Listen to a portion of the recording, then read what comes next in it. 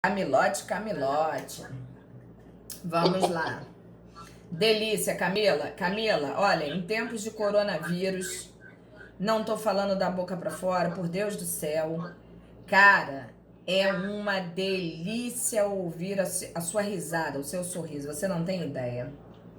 Entendeu? Realmente é verdade, minha amiga, é verdade.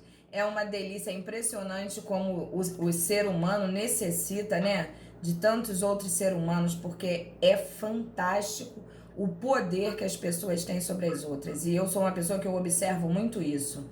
Tem pessoas que são poderosas pelo excesso de beleza, pelo excesso de inteligência, pelo excesso de corpo malhado, pelo excesso de várias coisas, né? E tem pessoas que conseguem transmitir tanta coisa boa porque parece que ela tem um misto disso tudo. E você, Camilinha, é uma privilegiada. Acredite. Ah, muito obrigada, professora. É verdade, é verdade. Entendeu? Aliás, é sem querer, assim, ser demagoga, eu vou falar muito sinceramente. A turma de vocês é uma turma, assim, que não carece de muito mais coisa, não, sabe? Porque parece que misturou todo mundo, assim, que deveria misturar na mesma turma. E deu no que deu isso aí. Pode acreditar, vocês são especiais. Vamos lá. Se a posse não é um direito, por que precisa ser estudada? E aí, por que vocês acham que a posse precisa ser estudada?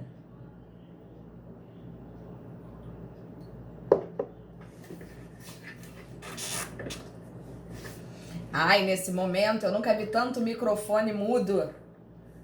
Jesus Christ. Olha a carinha do bichinho que tem aí na apostila de vocês, ó, cheio de interrogação na cabeça, gente. Vamos lá.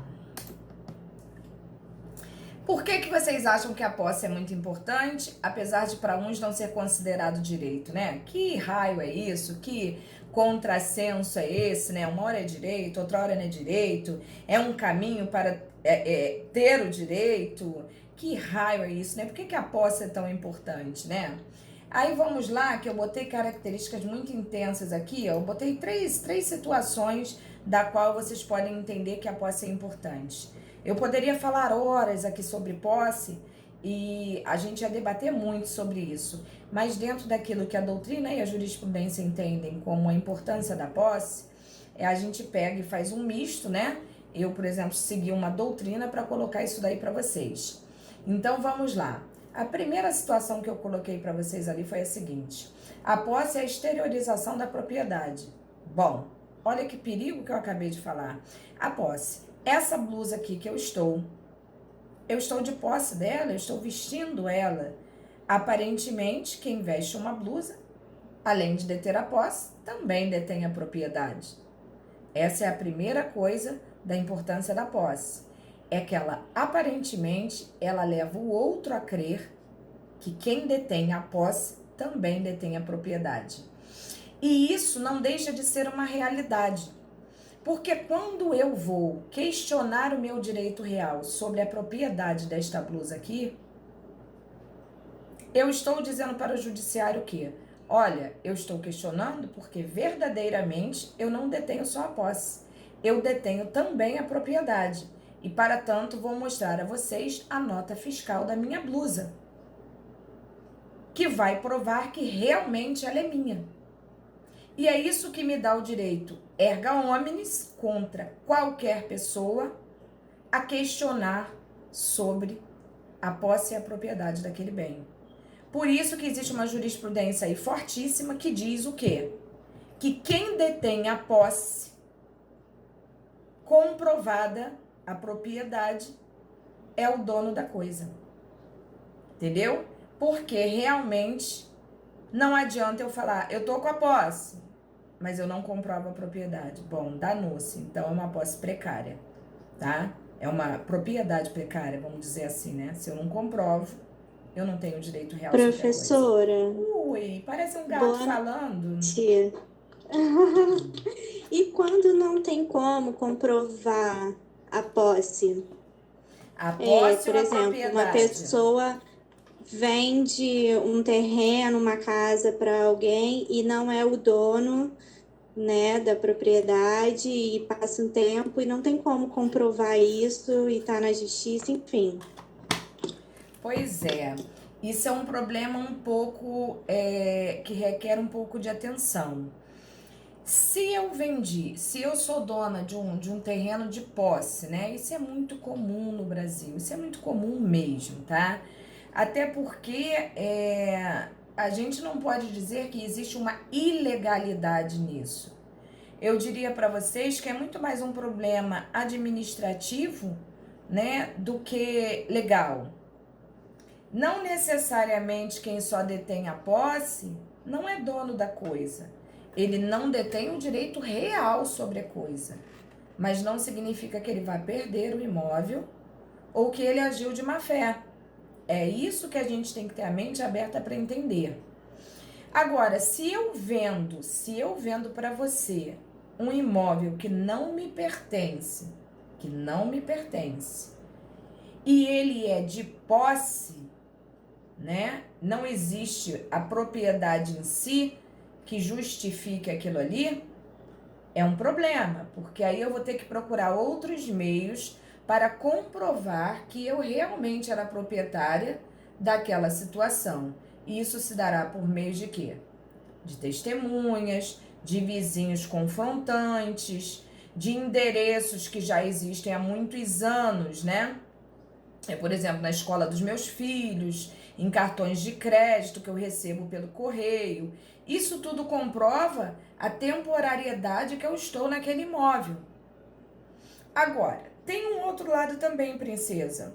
Por quê? Quando a pessoa vai efetivamente comprar um bem imóvel, ela tem que se resguardar de todos os cuidados pertinentes à compra de um bem que é muito mais caro, né?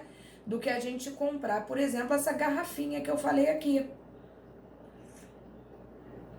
Então, a justiça também não é muito condescendente com isso, porque ela entende que quem paga errado paga duas vezes ou perde o que pagou, né? Eu não posso comprar um bem imóvel sem antes fazer um levantamento de se aquilo realmente tem alguma pendência, algum gravame, né? Porque eu posso comprar um bem, quitar um bem. Você vende para mim por 1 milhão o seu imóvel. Olha que problema. Você vende o seu imóvel para mim por 1 milhão. Eu disponho de 1 milhão, eu vou lá e pago. E eu não fiz pesquisa nenhuma para saber se existe um gravame sobre aquele imóvel. Quando, na verdade, você me passou um imóvel financiado, do qual você só tinha pago 300 mil reais. Faltavam 700 mil ainda. Olha que problema eu criei para mim. Por quê? Porque eu não diligenciei, né? Pelo contrário, eu negligenciei esta compra. Então a justiça não olha isso com muito carinho. Nem para você que vendeu, nem para eu que comprei. Tá? Então a gente tem que caminhar de acordo com a lei realmente. E toda vez que for efetivamente efetuar uma compra de um bem imóvel, você não precisa gastar tubos de dinheiro contratando um advogado ou um despachante para poder averiguar toda essa situação. Basta você procurar o cartório correto, fazer o levantamento daquele imóvel. Com uma simples ônus reais, às vezes você consegue vislumbrar muita coisa. Não é tudo, mas é alguma coisa. Ou então vai à prefeitura, faz o levantamento do imóvel também, existe um setor lá dentro que você pode fazer efetivamente isso aí, e daí você vai tirar muitas dúvidas. Agora, se já está na justiça a situação, é sinal que existe uma pendência que está sob resolução ainda, né? Caramba, eu falo pra caramba, se vocês não me cortarem eu vou indo, né? Eu não sei nem mais se eu tirei a sua dúvida ou se continua com ela. Tirou sim, professora, obrigada. Ai, meu Deus, miau pra você. Parece mesmo um gato, um gatinho. Vamos lá. A segunda situação aí, né? A primeira, acho que nós nem acabamos. Deixa eu continuar aqui, ó. Após a exteriorização da propriedade, que é o principal direito real. E nós vimos por que é a exteriorização da propriedade. Porque se eu estou de posse do bem, obviamente, ou eu detenho a posse direta, se eu estou com a coisa, eu detenho a posse direta, e se eu sou proprietária da coisa, eu provarei diante de documentação. Mas eu posso estar usando a blusa da minha irmã. Eu tenho a posse direta e não sou proprietária. Perceberam como isso é complicado? Assim como eu posso ter alugado esta blusa aqui numa loja de aluguel de roupas, né? Que detém a propriedade, detém a posse indireta, porque a direta está comigo. E eu continuo também não detendo a propriedade. Então, muito cuidado com este quesito do direito real. Você só prova que é realmente proprietário com a titularização da coisa, tá? Quando você conseguir comprovar literalmente essa exteriorização dessa posse, tá? A segunda possibilidade aqui, ó. A posse precisa ser estudada e protegida para evitar violência e manter a paz social. Assim, se você não defende seus bens e perde a posse deles, você não pode usar a força para recuperá-los. Precisa pedir à justiça. Você continua proprietário dos seus bens, mas para recuperar a posse da coisa esbulhada, só através do juiz para evitar a violência. Isso que está ali deve ser levado a sério? Sim. Mas existem critérios diferenciadores nesse item 2 ali. Porque quando fala ali para vocês que vocês não devem usar da força, quando a gente entrar no uso capião, provavelmente a gente vai falar sobre isso. A gente não deve usar da força em termos, porque a lei permite o desforço pessoal, tá? A lei permite que, se seu bem está sendo agredido, está sendo ofendido, está sendo invadido, permite o uso da força para a defesa daquele bem ali, sim. Não permite o excesso. E é aí que mora o perigo. Porque o que é excesso? A lei não fala, a lei não explica o que é excesso. Então, esse excesso se torna uma coisa muito relativa, né? Muito subjetiva, dá margem a várias situações.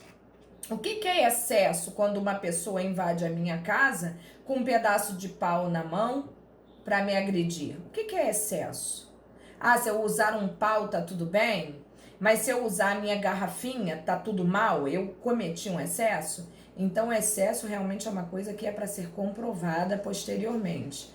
Porque não tem como, no momento, a gente imaginar, né? O que é excessivo para garantir o meu bem, né? Para a proteção do meu bem.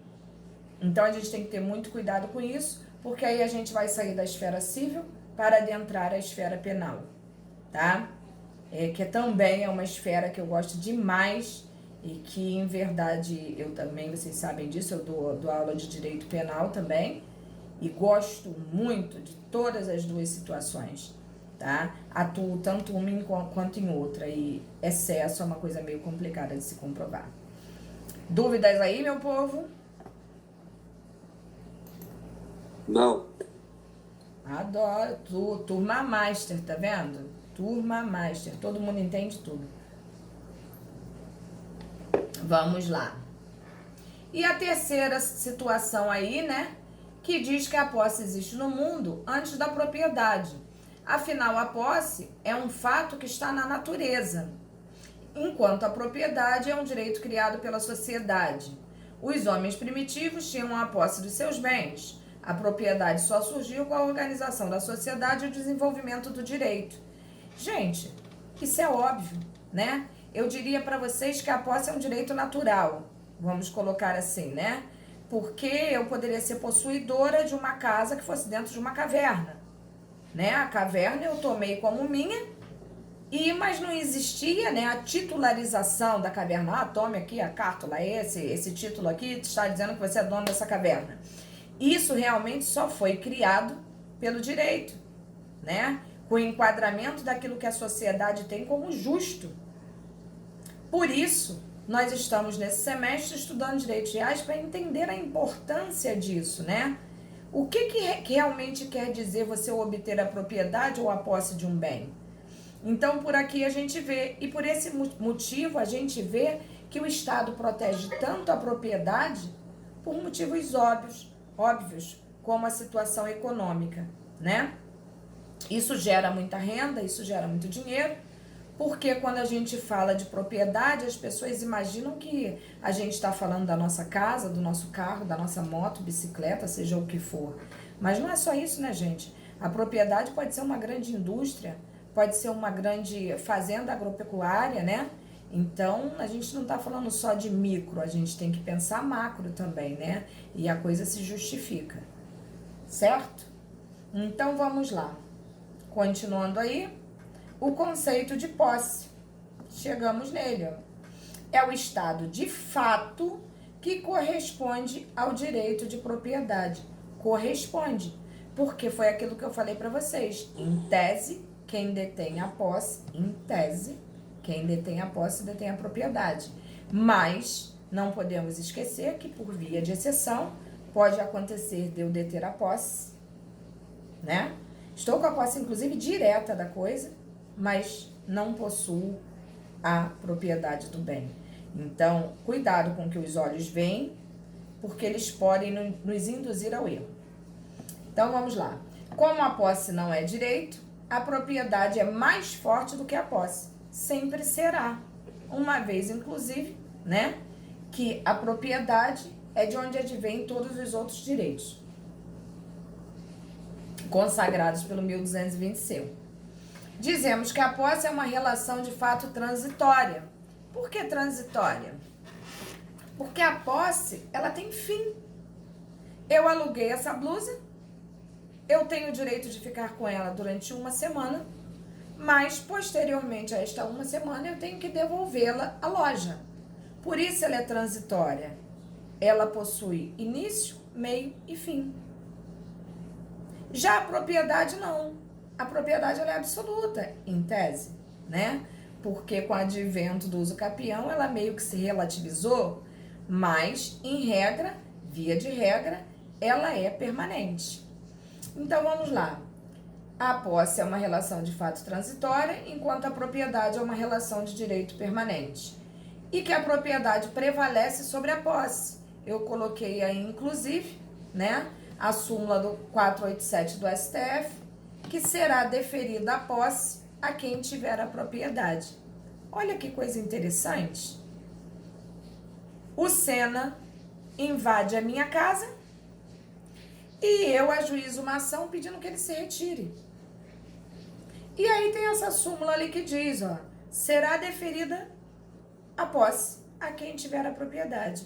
O que significa dizer? Eu apresentei que eu sou a dona e proprietária daquele bem, e o Sena vai ter que dar tchauzinho para minha casinha, porque eu comprovei que é minha e, portanto, a posse me será dada posteriormente.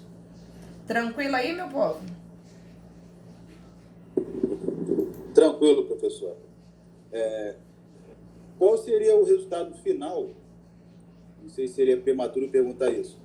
Da posse. Vamos supor, no caso aí, a senhora detém a posse, ainda não tem o registro de imóvel final, e depois de 15 anos, junto a, não sei se está certo, entre a Plus e Capião, como é que viria a posse definitiva, assim, o registro de imóvel? Viria como registro de imóvel ou viria no documento da posse?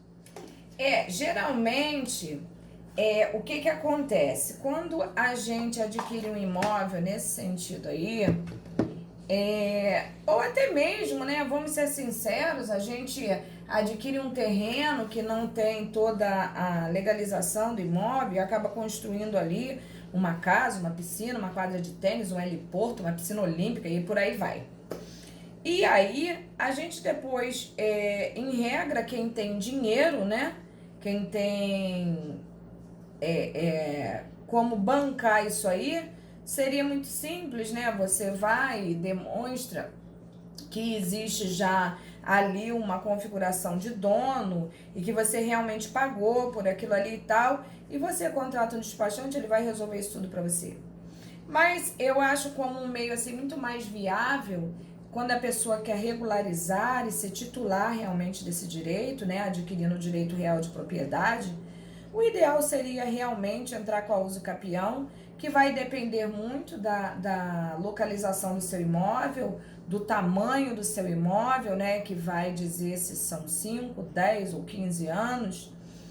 E você, após a posse desse imóvel, né, ter passado o limite temporal, você vai conseguir fatalmente o título de proprietário, que já vai ser emitido, inclusive, quando dá sentença dessa ação. Entendeu isso aí, Leandro? Show de bola, professor. Valeu. Então, vamos lá. Agora adentramos aí, nós já tínhamos falado sobre detenção, gente? Eu acho que não, professor. Não, né? Então, entramos aí na detenção, que também, né, é uma espécie de demonstrar visualmente falando que a gente tá de posse da coisa, né? Então, vamos lá. Vamos ler aí o que tá na nossa apostilinha, ó. Então, posse é menos do que propriedade, sem sombra de dúvida, tá? Sempre será. E detenção é menos do que posse. Também. Sim, existe um estado de fato inferior à posse, que é a famosa detenção. E nós vamos ver como é que isso funciona dentro do direito, para que a gente possa diferenciar e justificar certas situações que as pessoas têm. Assim, é muito comum a gente ver as pessoas confundirem e achar que diante de uma situação X, elas possuem o direito Y, né, de requerer uma coisa da qual realmente elas não possuem esse direito.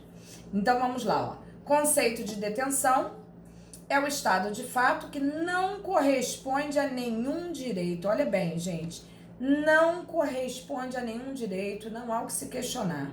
Exemplo, o motorista da empresa de ônibus, o motorista doméstico em relação ao carro do patrão, o bibliotecário em relação aos livros, o caseiro de sua granja, casa de praia e outras mais, né? Tais pessoas não têm posse, mas mera detenção. Por isso, jamais podem adquirir a propriedade pelo uso capião dos bens que ocupam, pois só a posse prolongada enseja a uso capião. A detenção prolongada não enseja nenhum direito. O detentor é fâmulo, ou seja, aquele que possui a coisa em nome do verdadeiro possuidor, obedecendo ordens dele, como disposto no 1208, que se refere à tolerância, tá? Exemplo aí é aquela pessoa que atravessa nosso terreno para encurtar caminho, que não adquire a posse por ter direito, né? Direito a essa passagem, tá? Então não adianta arguir ao uso capião nesse sentido. Ah, mas eu levo o carro do meu patrão para casa. Ah, mas eu fico com ele no final de semana. Ah, não adianta, gente.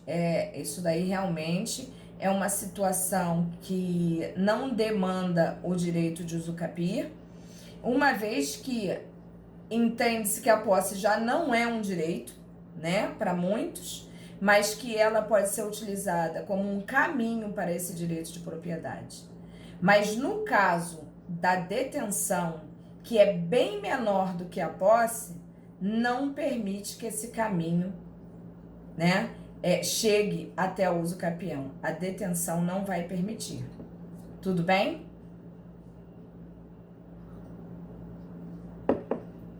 Ficou claro isso para todo mundo ou tá nebuloso aí, gente?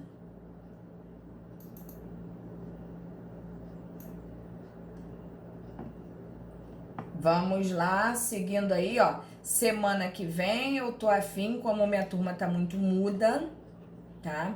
Semana que vem eu vou ver se eu faço uma distração qualquer para vocês, Uma vez que eu não quero ver ninguém dormindo, né? Se a gente tá em sala de aula, a gente fala umas coisinhas legais, né? Professora. Oi? Tá todo mundo focado, professora. Tá todo mundo focado. A aula tá perfeita. Ô, querido, muito obrigada.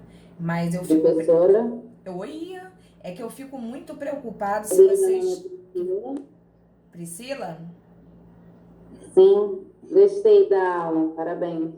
Muito obrigada. Não, minha grande preocupação é saber se vocês estão conseguindo adquirir, né? O entendimento, não é nem se vocês estão comendo, dormindo, não é isso. É preocupação mesmo com o conhecimento de vocês. Mas não acabou, não. Nós vamos acabar a nossa apostilinha aqui, tá? E depois nós... Ô, Paula, Oi. você falou que vai terminar a apostila. Sim. É só para lembrar que 8 horas tem aula. Professora, vamos lembrar do nosso intervalo aí, por gentileza, no nosso intervalo. Ai. Então vamos fazer o seguinte, então, ó. Porque é muito tempo sem vocês, aí vocês me arrasam assim. Então, ó, marca aí. Não arrasar, não.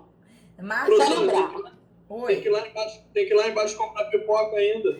Tem que tomar... Então tá bom, mas bota a máscara. Preste atenção. Então nós paramos. Nós paramos aí no 19. Marquem aí. Ok. Tá? Deixa eu só me despedir de vocês. Eu tenho muito a agradecer aí o comprometimento de vocês, tá? De verdade. É uma turma muito especial, vocês podem ter certeza disso, porque é uma turma feliz, sabe? É uma turma cativa, né? Vocês estão sempre juntos aí e, em verdade, eu sempre, desde que eu entrei em Bangu, eu entrei simplesmente para cobrir, né, um professor que faltou. E quando eu percebi que eu tinha que sair, eu falei, caramba, como é que vai ser isso? Porque eu adorei Bangu. E quando eu entrei na turma de vocês, a coisa só acrescentou, tá? Vocês estão de parabéns, não desanimem. E esse negócio de Covid-19, 20, 21, sei lá mais quantos Covid vai ter desse aí, isso vai passar e a gente vai tirar de letra, vocês podem ter certeza. Na semana que vem, inclusive, eu vou conversar com vocês sobre uma possível avaliação. E tranquilize-se quanto a isso, que ninguém sairá prejudicado. Ok? Ok. Professora, última pergunta aí. Pode dizer que o aluguel é uma forma de detenção?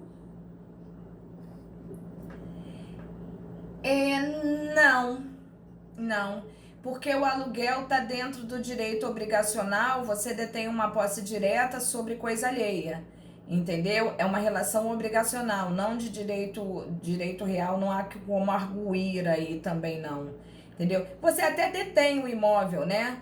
Mas não existe uma relação, por exemplo, de trabalho com aquilo ali, né? É uma relação obrigacional da qual você quis e a outra pessoa também. Tudo bem? Alô? Fica isso. É o quê? Então, como vai ficar isso? Como vai ficar isso o quê, princesa? É trabalho. É trabalho. Vai ser trabalho. Será trabalho. E eu vou dar trabalho pra vocês. Tô pensando até em semana que vem começar a fazer uma chamada. Não, nada. Entendeu? Não se esqueça que a gente vai ter os trabalhos também. São muitos trabalhos. Nada disso, nada de avaliação. Eu tava apaixonada pela senhora. Faz isso não. Fiquem calmos, gente. Fiquem calmos. Tudo vai dar certo. Ó, nós somos assim, ó. Assim, pode acreditar, tá? Nós estamos fechadinhos. Eu não tô aqui pra prejudicar ninguém. Pelo contrário, tô aqui pra ajudar vocês. Tá bom? Vão comprar a pipoca de vocês, mas ó, máscara. Se não tem máscara, amarra uma blusa, um lenço, qualquer coisa, gente. Mas Boa aula, professor. muito obrigado. Não Muito se boa aula, professor. muito obrigado, de verdade. Não se exponham a risco. Vocês são muito lindos e muito importantes para poder passar por isso aí de forma negativa. Tá bom? Cuidem-se. Igualmente. Ok, boa noite, professor. Igualmente, gente. Beijão. Vão com Deus. Beijo. Beijos.